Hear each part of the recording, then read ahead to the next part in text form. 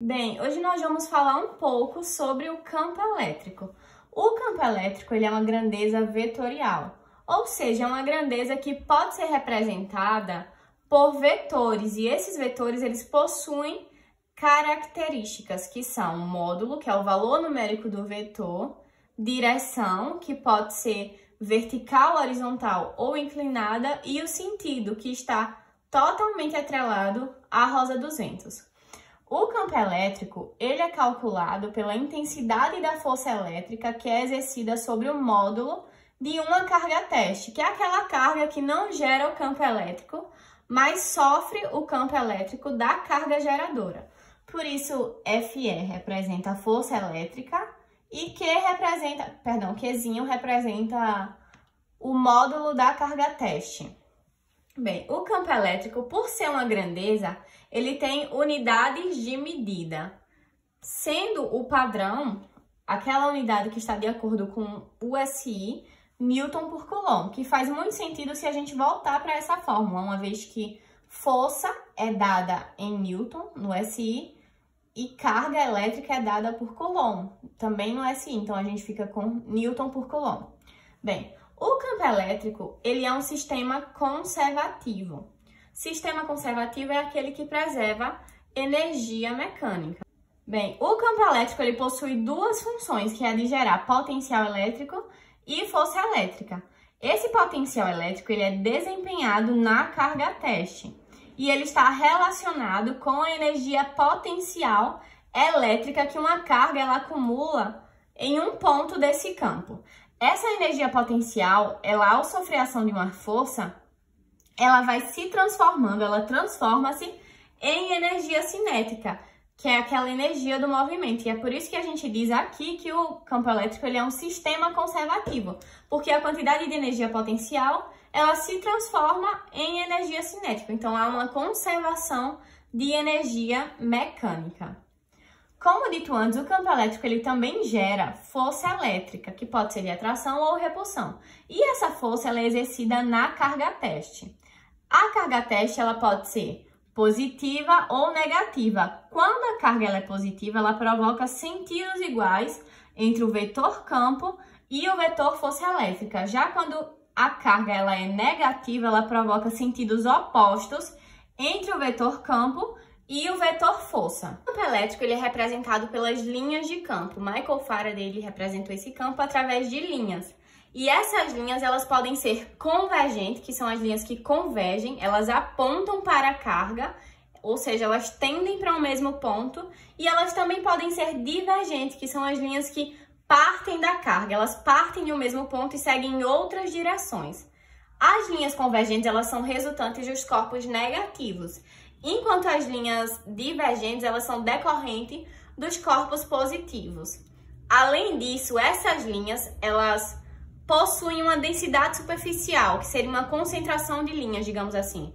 Essa densidade superficial ela é constante quando as linhas elas são paralelas e igualmente espaçadas. Ela é menor quando as linhas elas estão distantes, mais distantes entre si, e ela é maior quando as linhas elas estão mais próximas entre si. Quando a densidade superficial ela é constante, ela provém de um campo uniforme, que é aquele campo gerado por uma placa e que corresponde às linhas paralelas e igualmente espaçadas. Já quando essa densidade superficial ela varia, ela provém da carga pontiforme, que tem as linhas em formatos de sol e que caracterizam as linhas que podem ser mais distantes ou mais próximas entre si. O campo elétrico ele possui diversas aplicações e algumas delas nós podemos ver aqui. Ele é aplicado nas ampolas de Lorenzini, no poder das pontas, na blindagem eletrostática e na ionização do ar. As ampolas de Lorenzini elas são poros e esses poros eles encontram-se nos peixes cartilaginosos, como os tubarões. Esses peixes eles conseguem, através desses poros, detectar campo elétrico que é emitido por objetos e até mesmo pelas suas presas. O campo elétrico ele também é aplicado no poder das pontas. Nas pontas, os objetos eles possuem mais poder de campo elétrico, porque as cargas elas estão mais concentradas. Então, esse poder ele é decorrente da densidade superficial de cargas. Essa densidade ela depende da quantidade de carga e também depende da área. Essa área ela é inversa a essa densidade, uma vez que quanto menor for a área, maior é a densidade. Se em um condutor essa densidade ela for muito intensa, assim como o campo elétrico, ela provoca a ionização de moléculas, e essa ionização ela ocorre em um corpo isolante que envolve esse condutor. E assim, esse corpo ele tende a quebrar sua rigidez dielétrica, transformando-se também em um corpo condutor. O campo elétrico também é aplicado na blindagem eletrostática, que ficou difundida depois daqueles experimentos de Faraday, que hoje é conhecida como gaiola de Faraday. Bem, a blindagem eletrostática ela ocorre em corpos condutores ocos ou maciços. E quando eletrizados, esses corpos condutores, eles apresentam um equilíbrio eletrostático. E esse equilíbrio, ele acontece na superfície externa do corpo.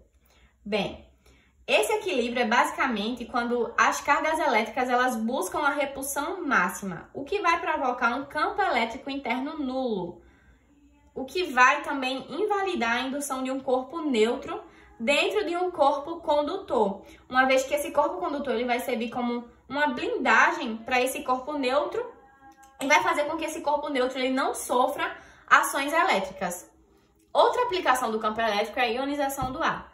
Bem, através do campo elétrico que os objetos emitem, esse ar ele pode ficar ionizado, e isso acontece por meio da quebra de moléculas do ar. Essa quebra de moléculas ela ocorre através do ganho de elétrons ou da perda de elétrons. O ganho de elétrons ele designa um ânion com carga negativa, e ele é ocasionado em ambientes naturais, como uma praia, uma floresta, após uma chuva, enfim. Esse ganho de elétrons pelas moléculas de ar, ele gera um bem-estar, ele vai causar um bem-estar. Já a perda de elétrons, ela designa um cátion, e esse cátion ele tem carga positiva.